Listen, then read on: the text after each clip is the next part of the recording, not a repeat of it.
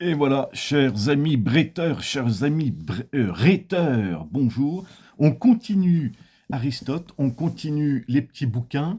Bien sûr, on a parlé de l'organome et maintenant on va faire un tout petit focus très rapide sur le bouquin absolument à lire, c'est-à-dire le livre La rhétorique technée, la rhétorique d'Aristote. Pourquoi? Parce que étudier la rhétorique, vouloir faire de la rhétorique sans lire le père de la rhétorique qu'est Aristote, c'est comme vouloir faire du vélo sans vélo. Il y en a qui ont essayé, mais ça s'appelle de la marche à pied, ça s'appelle pas de la rhétorique. Donc, il y a bien sûr des traductions récentes, chez Vrin par exemple. Moi, j'ai une bonne vieille petite édition 19e qui a le mérite d'exister. C'est un peu abîmé, ça a été un petit peu travaillé. J'y ai passé quand même quelques heures dessus et je continue à y passer quelques heures. Là aussi, il y a le texte français et le texte grec, hein, en regard. Et donc, ça veut dire que si vous êtes helléniste, vous pourrez aller piocher les mots dans le texte grec. Et puis, si vous n'êtes pas helléniste, si vous ne connaissez pas le grec ancien, ben, c'est pas grave, il y a le texte français. Ceci étant dit, il n'y a pas absolument nécessité, là en l'occurrence, d'être helléniste. La rhétorique d'Aristote, c'est Aristote qui va faire ce bouquin à la fin de sa vie. Nous sommes au IVe siècle avant Jésus-Christ. Et il le dit à un moment, la rhétorique, et là ça va déplaire à certains, la rhétorique ne sied pas, ne convient pas aux jeunes gens et jeunes filles, enfin jeunes gens en l'occurrence, dans le propos d'Aristote. Pourquoi? Parce que la rhétorique demande des qualités que l'on ne peut normalement acquérir qu'avec l'expérience et aussi la souffrance. Autant un jeune peut avoir de la tchatche, il peut être éloquent, il peut être super bon à l'oral, autant la rhétorique, c'est beaucoup plus que ça. Je vous rappelle que la rhétorique est une technique et un art. La technique est l'art de déceler, d'inventer, au sens de découvrir, dans chaque matière à débat, c'est-à-dire partout où il n'y a pas de certitude, mais de la vraisemblance, c'est-à-dire ce qui se produit le plus souvent. Bon, ce qui peut, les preuves, qui peuvent convaincre, convaincre ça veut dire vaincre avec et non contre, qui peuvent convaincre cet auditoire précis que le moyen que je propose, envoyer des soldats français en Ukraine, ne pas envoyer des soldats français en Ukraine, repousser l'âge ou avancer l'âge de la retraite en France par exemple, mettre la limitation des départementales à 80 ou les remettre à 90, peu importe, que le moyen que je défends est le plus utile, le meilleur pour le bien commun. La rhétorique est la défense du bien commun. Ce n'est pas une attaque.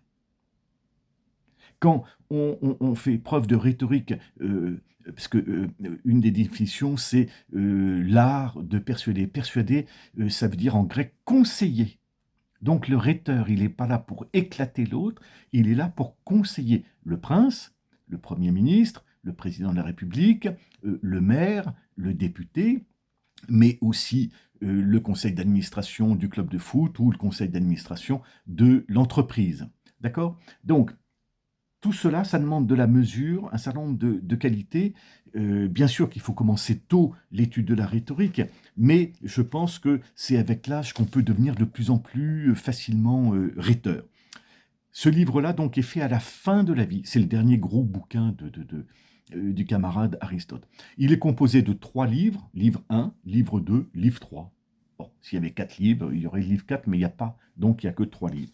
Le premier livre, c'est tout ce qui est les premières définitions de la rhétorique. C'est là où on arrive à ces vraies définitions et non pas des fausses définitions d'Aristote. Et puis il va commencer à détailler les 3 genres rhétoriques.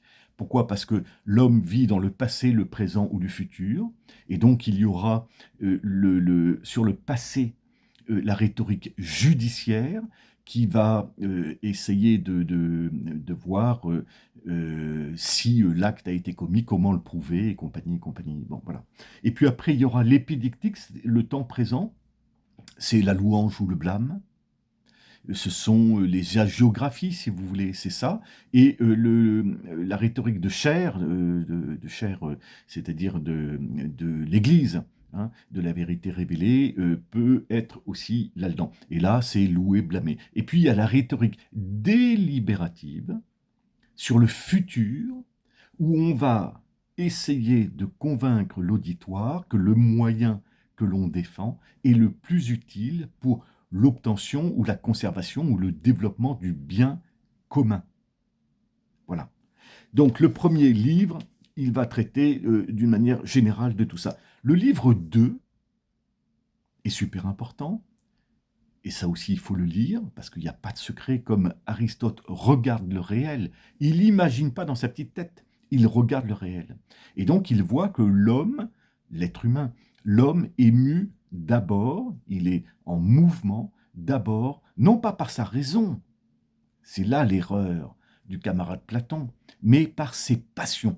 Pathos, en grec, ça veut dire souffrance, en sens ancien, ça veut dire souffrez, monsieur, que j'invite votre fille à danser. D'accord? C'est accepter, c'est pas la souffrance, oh j'ai mal et compagnie. Même si ce qu'on va appeler la passion après en Occident chrétien, avec un P majuscule, signifie la passion du Christ. Mais là, pathos dans la Grèce ancienne, où Jésus n'est pas encore né, par définition, eh bien ça veut dire autre chose. Et les passions, elles sont comme une pièce de monnaie, elles sont toujours siamoises, jumelles, doubles, en opposé.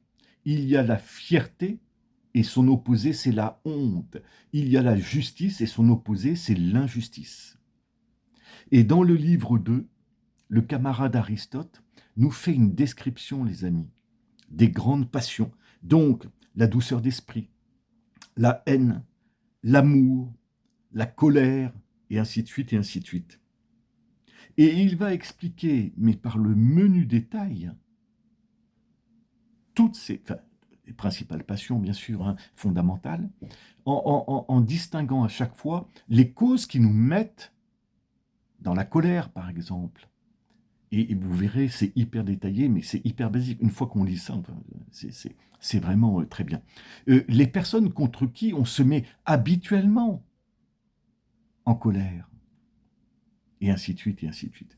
Le livre 3, lui, va traiter, et il est souvent moins travaillé, parce qu'il y a peut-être eu des apports modernes, plus modernes, qui sont intéressants, sur l'action et l'élocution. Pourquoi? Parce que l'éloquence, ce qui deviendra chez les Romains l'éloquence, c'est le fait de bien dire. Mais la rhétorique, c'est pas le fait de bien dire. Parce que la rhétorique, elle a des conséquences immédiates, notamment la rhétorique judiciaire. Le gars, il va être envoyé en tôle ou pas. Bon. Et dans la rhétorique délibérative, les conséquences sont aussi là terribles, hein, au sens de terreur.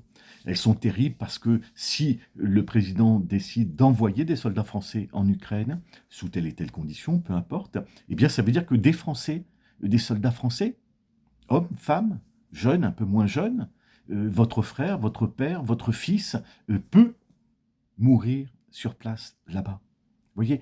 Donc c'est voilà, donc il y a des importances. Donc l'éloquence, c'est bien dire, mais la rhétorique, c'est bien sûr qu'on utilise l'éloquence. C'est bien dire le bien commun ou bien dire le bien. C'est ça la rhétorique. Donc s'il y a un bouquin absolument nécessaire à lire, c'est celui-ci, la rhétorique d'Aristote, quelle que soit la version, moi c'est un truc 19e, vous voyez, c'est déchiré, on s'en fiche, ou chez Vrin par exemple, la très bonne maison d'édition Vrin.